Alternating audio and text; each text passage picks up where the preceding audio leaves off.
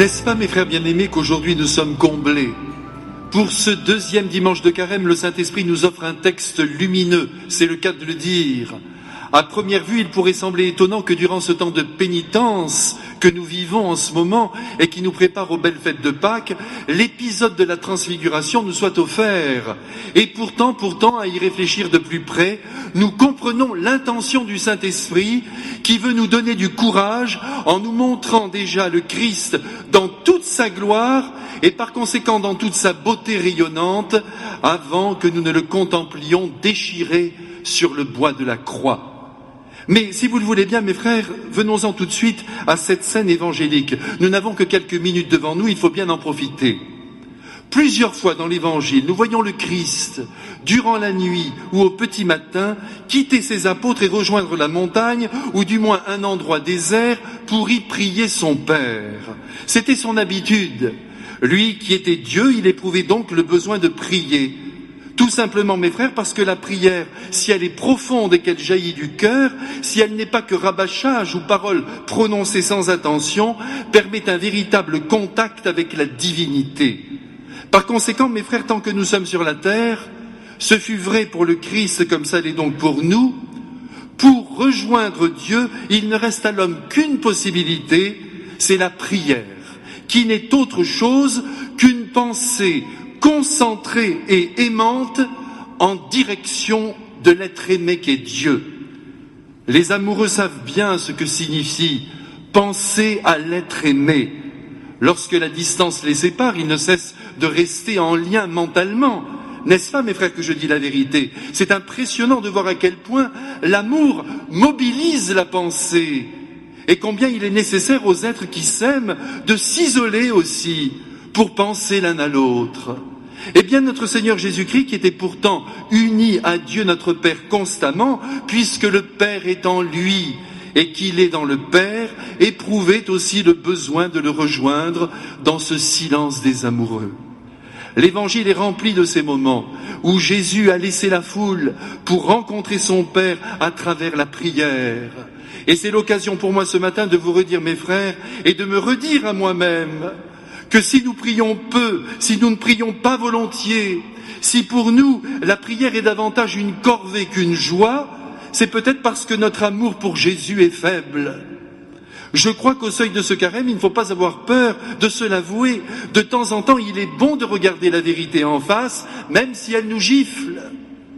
Jésus, lui, aimait prier. Et à sa suite, les apôtres et bien sûr tous les saints, toutes les saintes. Ce qui évidemment n'exclut pas que certains jours, la prière soit difficile. Je ne sais plus quel père de l'Église a dit qu'il faut aller à la prière comme on va à la guerre ou comme on va à la danse. C'est vrai, toutefois, mes frères, je demeure aussi profondément marqué par une autre parole que la Sainte Vierge a donnée à des enfants au cours d'une apparition, qui bientôt d'ailleurs sera reconnue. Et voici cette parole qui me fait encore le plus grand bien.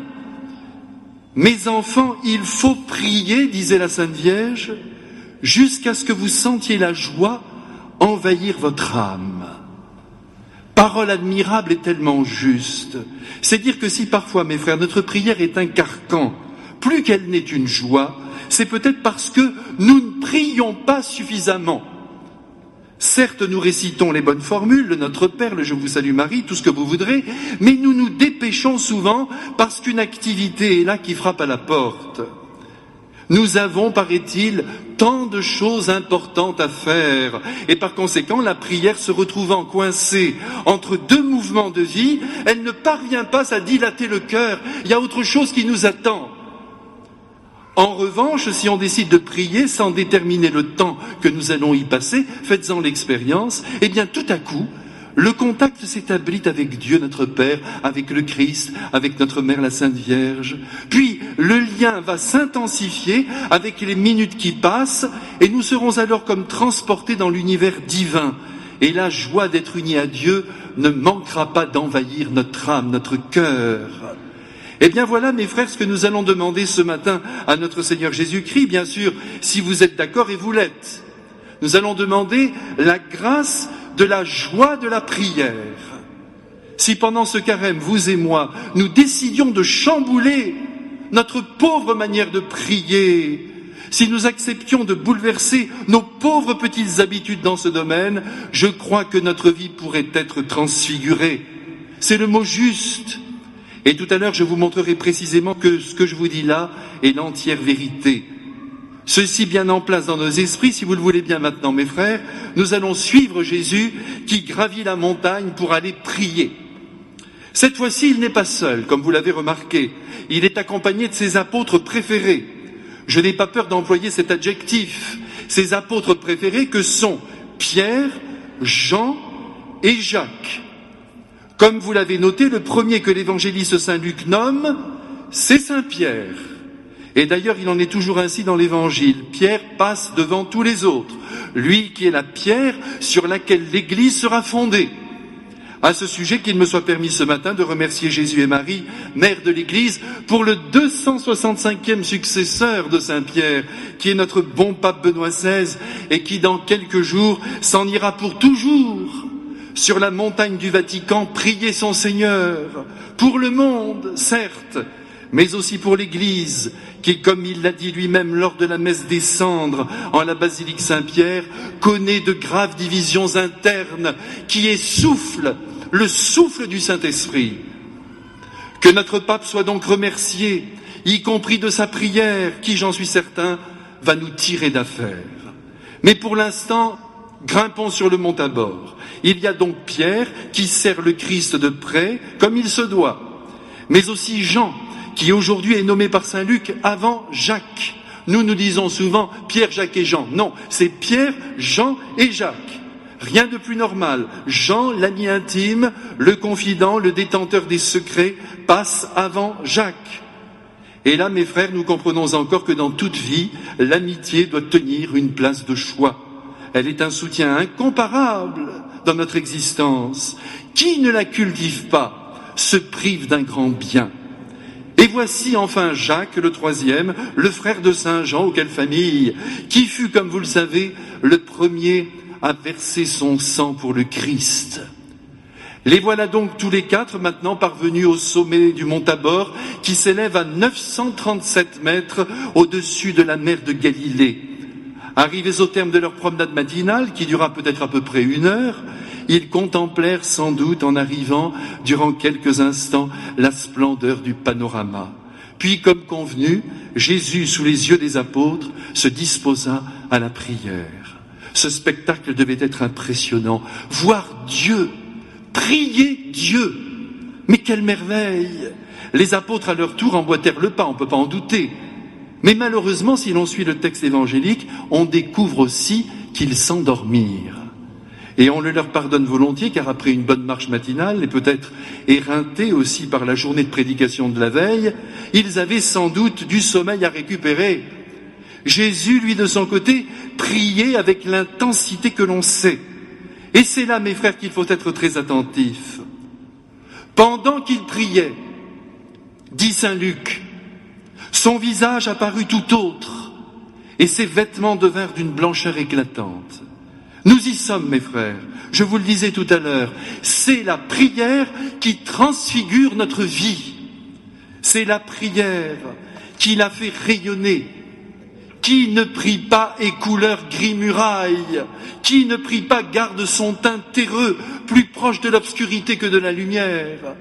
En revanche, qui prie ensoleille son visage et parvient même à ensoleiller la vie des autres. Mais oui, mes frères, regardez donc la tête des saints et vous constaterez que ce que je vous dis est vrai. Vous verrez dans leurs yeux cet éclat très particulier des êtres surnaturels, signe qu'ils brûlent de l'intérieur d'eux-mêmes. Et leur regard nous bouleverse, tout simplement parce que nous tous, mes frères, et c'est une bonne nouvelle que je vous dis là, nous sommes faits pour la lumière.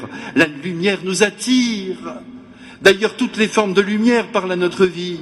Lumière de la vérité, lumière de l'amour, lumière de l'amitié, lumière de la beauté, lumière de la bonté, jusqu'à la lumière tout court, quand soudainement elle jaillit d'un lustre. Et je pense, en vous disant cela, au magnifique lustre en cristal de l'Opéra Garnier à Paris, qui, lorsqu'il s'allume, fait éclater les couleurs du somptueux plafond peint par Chagall. C'est donc en priant, mes frères, il faut le redire, que Jésus s'est transformé en astre de lumière. Et la lumière qui s'est dégagée de son être fut si intense que son rayonnement réveilla les apôtres, comme il nous arrive parfois d'être réveillés de notre sommeil par un rayon venu de l'extérieur traversant une fenêtre. Pierre se frotte les yeux, Jacques et Jean se demandent ce qui se passe, et c'est là devant eux, ils ne rêvent pas, mais c'est tellement inattendu. Le Christ, leur ami, leur frère, leur Messie, n'est que lumière et lumière intense. Deux éléments, si je puis dire, rayonnent d'une manière particulière en lui. D'abord le visage, dit saint Luc. Et là, mes frères, je crois qu'il est important que nous nous redisions ensemble qu'il faut donc, nous qui sommes habités par la grâce du Christ depuis notre baptême, que nous veillions sur notre visage et sur ses expressions. Bien sûr, on ne peut pas tout changer de ce qu'est notre visage. On a la tête qu'on a, mais on est responsable de la tête qu'on fait.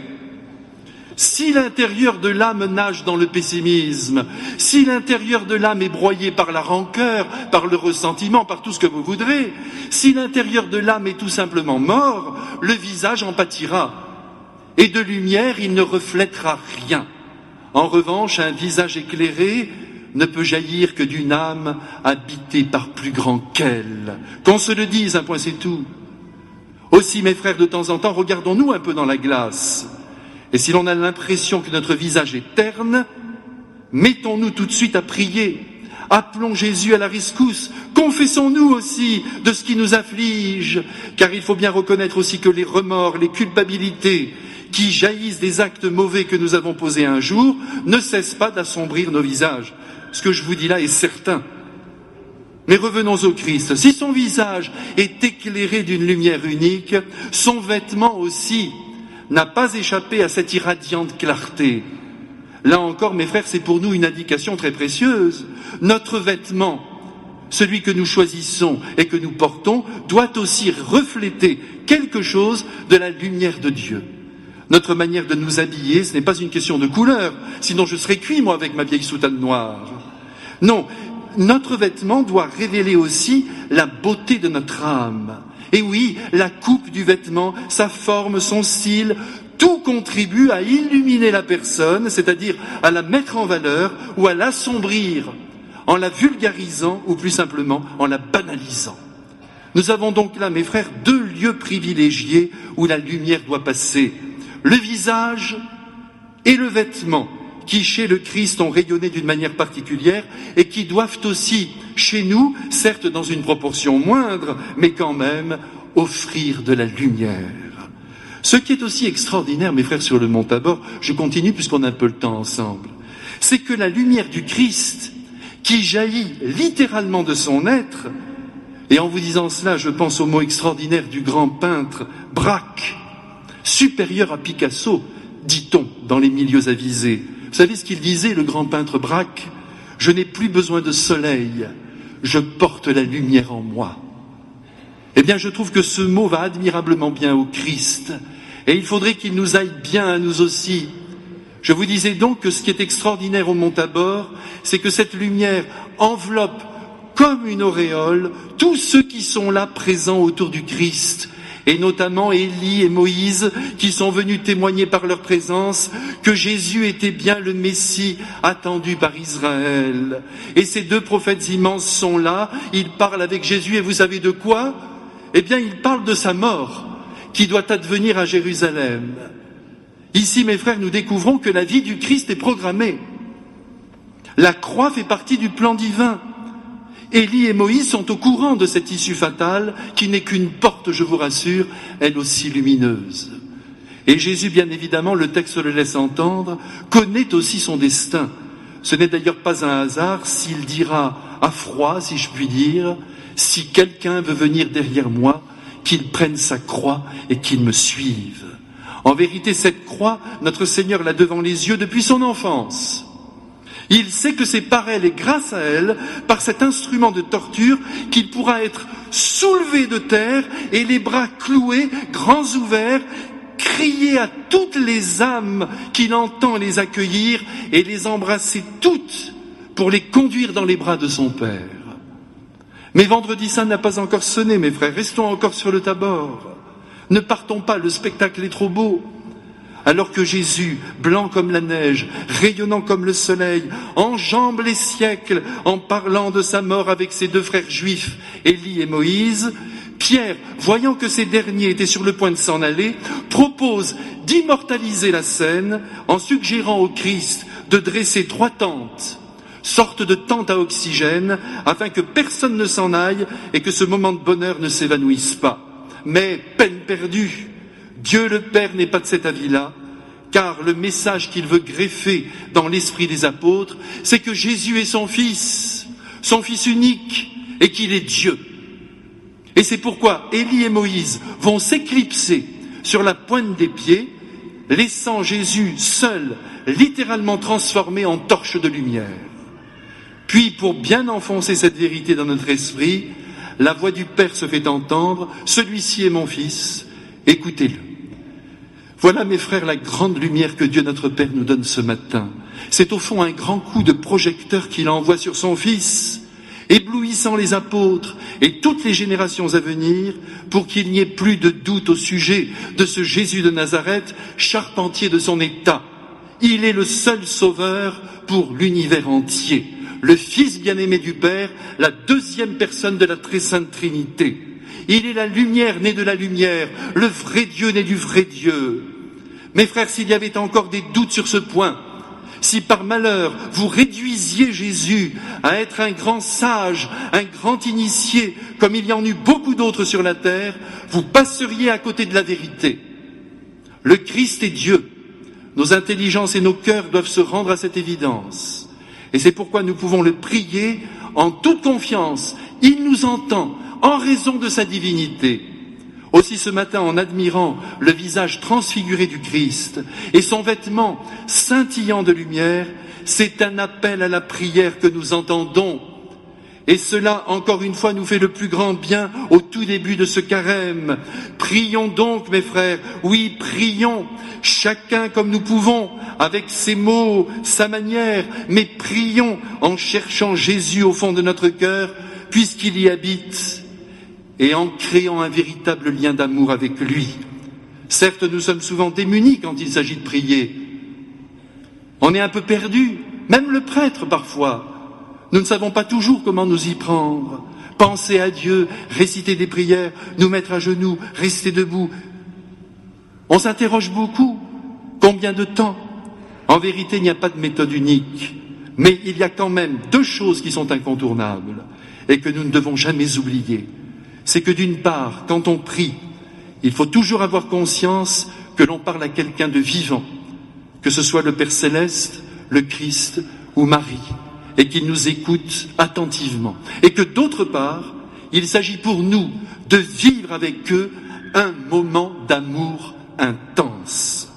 Je ne sais pas si ce que je vous dis là vous aide, mais en tout cas, il ne faut pas le perdre de vue. Mes frères bien-aimés, que la lumière de Dieu éclaire votre visage et vos vêtements. C'est ce que je demande maintenant pour vous à notre Seigneur Jésus-Christ, qui dans quelques instants sous la blanche hostie viendra encore et jusqu'au dernier jour illuminer nos vies. Allez mes frères, soyons lumineux. Amen.